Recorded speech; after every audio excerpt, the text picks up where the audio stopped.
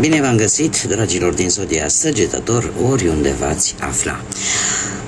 Azi voi face o lectură generală pentru perioada cuprinsă între 4 august și 10 august inclusiv, așa că toți cei care aveți soarele, luna, Venus, ascendentul sau oricare alt aspect astral important pentru voi din harta voastră natală și care are legătură cu Zodia Săgetătorului, de asemenea, această lectură este și pentru voi. Așa cum, ca de fiecare dată, vă readuc aminte, deciziile, alegerile pe care voi le faceți, vă construiesc propriul viitor.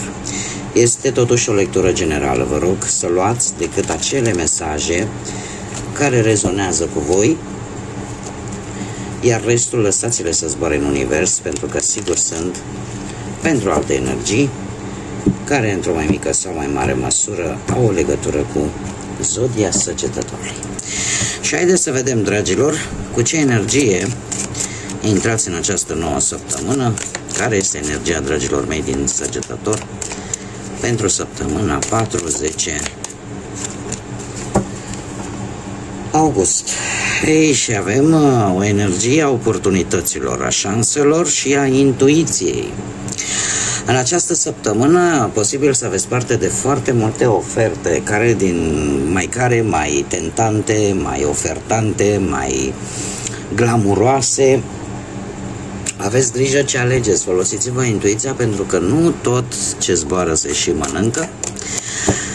E posibil ca unele să fie benefice, e posibil ca unele să fie decât înșelătoare, pe oricare alt aspect al vieții.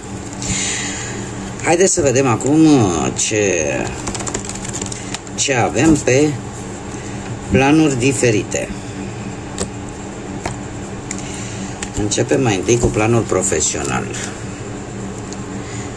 Se pare că ofertele vor veni pe plan profesional, dragilor. Încă un 7 de cupe. Mare grijă. Nu știu dacă Zodia Berbec.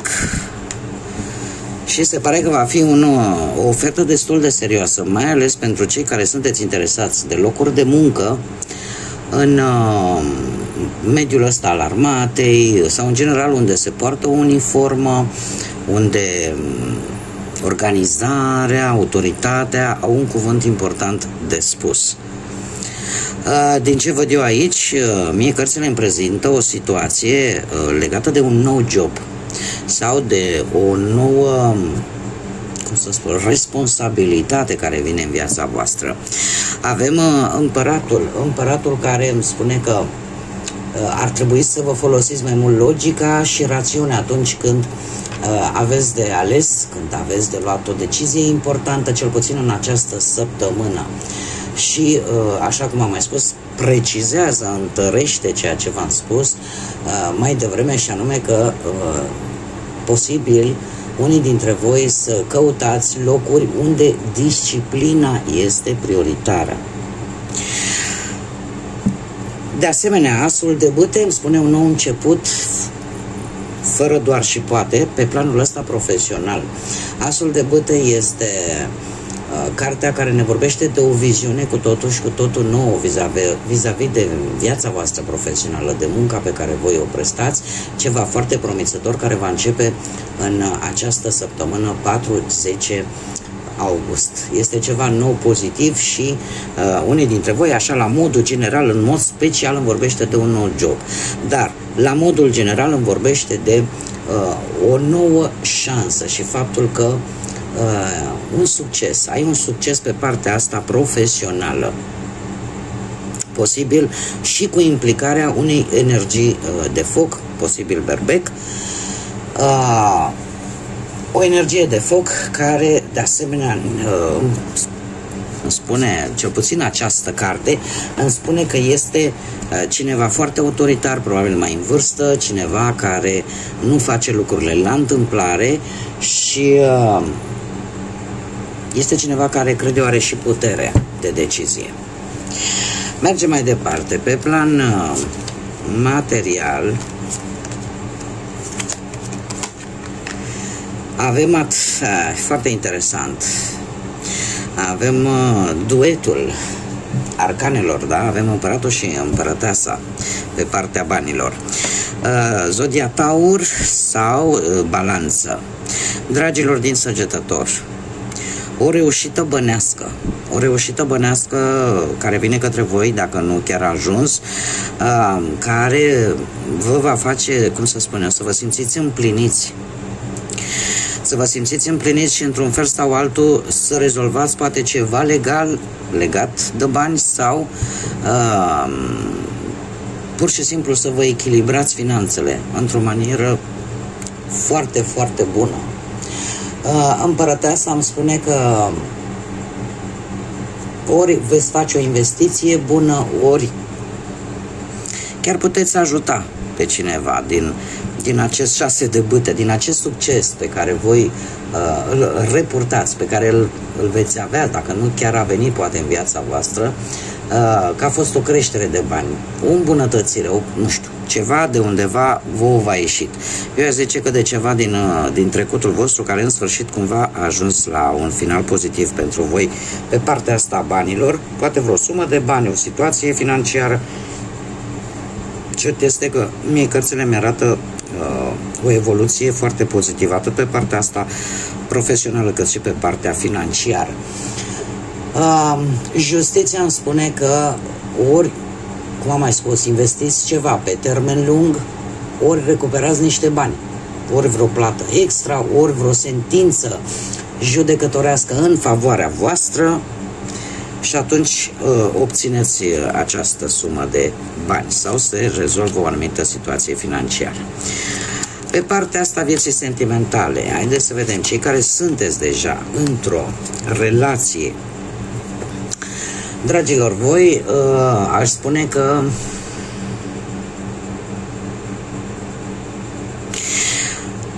nu știu ce probleme puteți avea în relația voastră sau poate că distanța e și ea la rândul ei, câteodată devine o problemă când e prea mare sau timpul petrecut la distanță este prea mare, dar mie aici mi-apare faptul că voi încercați ori să fugiți de anumite lucruri care deja au început să cântărească foarte greu, la nivel mental deja vă afectează în ceea ce privește perechea voastră, în ceea ce privește poate relația în sine și de asemenea, nu știu, apare din nou Zodia Taur aici. De asemenea, această săptămână ați prefera, nu știu dacă plecați într-o călătorie, dar ați prefera să fiți un pic singuri. Ați prefera poate să zic eu, să cereți poate sfatul unei persoane de încredere.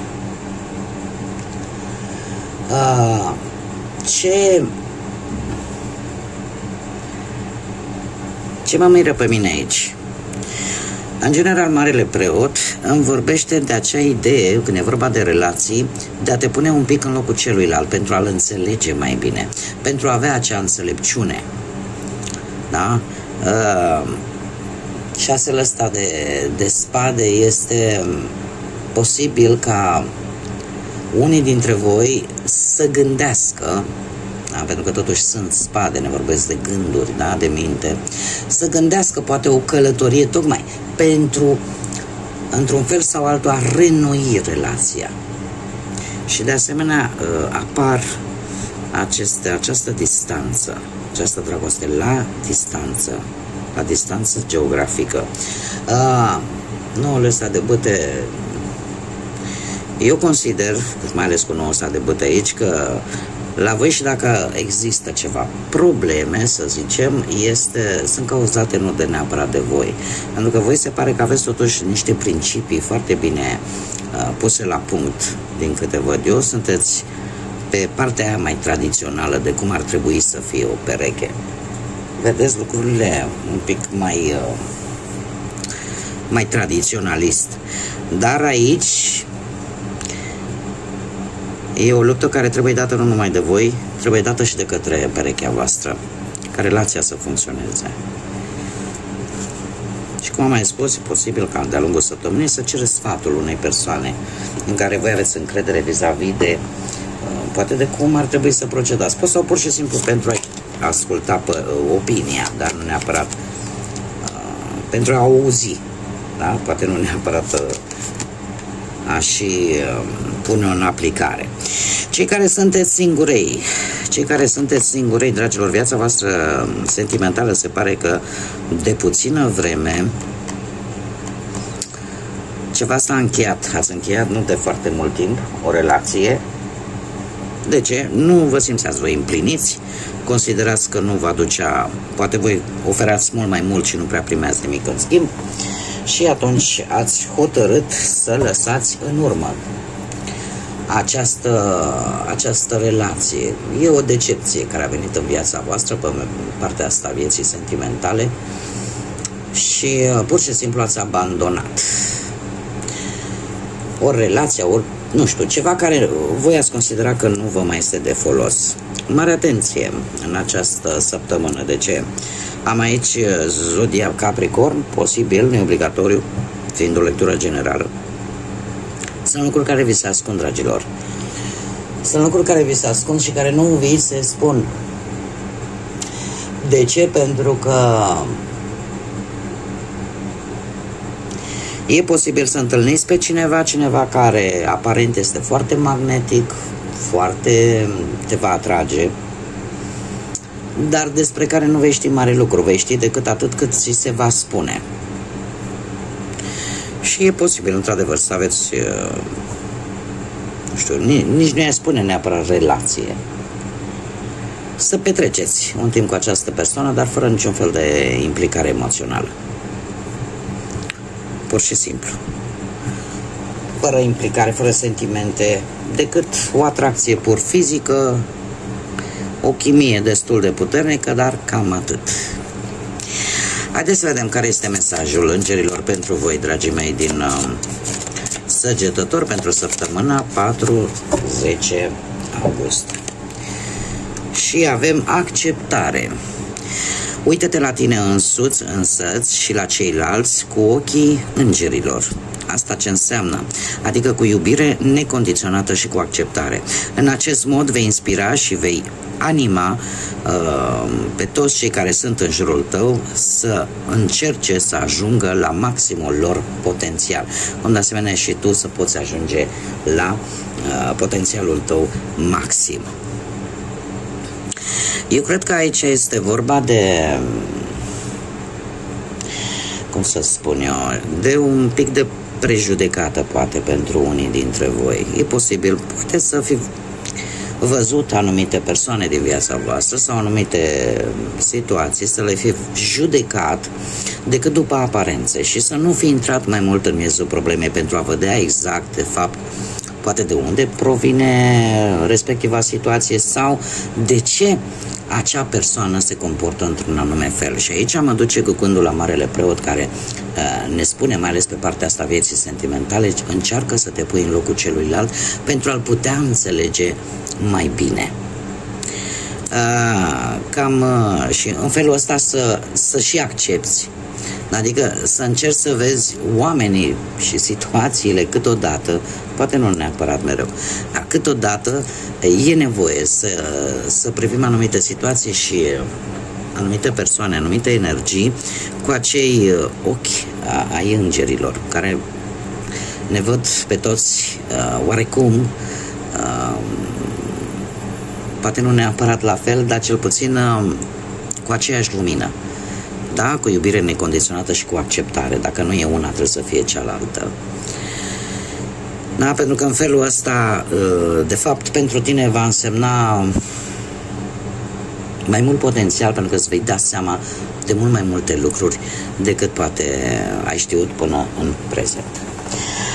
Bun, dragilor, cam atât am avut pentru voi. Eu vă mulțumesc pentru atenție, desigur, vă mulțumesc și am nevoie în continuare de tot sprijinul vostru prin intermediul like-urilor, comentariilor și distribuirilor voastre, cum de asemenea invit pe toți cei care încă nu v-ați abonat. Eu vă aștept cu mare drag, cu mare interes, dacă v-au plăcut lectura mea și lecturile mele în general. Pentru a nu mă căuta de fiecare dată, puteți să vă abonați, iar toate aceste lucruri sunt gratuite, nu costă absolut nimic. Așa că eu vă aștept cu mare interes. Și mulțumesc tuturor pentru ajutor, pentru sprijin. În felul acesta asta mă stimulează, e ca un stimulent firesc și normal ca eu să continui să fac lecturi, zic eu, interesante pentru voi. Până data viitoare, când ne vom reîntâlni la o nouă lectură, eu vă doresc tot binele din lume, să aveți parte de o săptămână cât mai liniștită, cât mai înțeleaptă și cât mai plină de multă energie pozitivă. Până data viitoare, ca de obicei, să fiți iubiți, dragilor!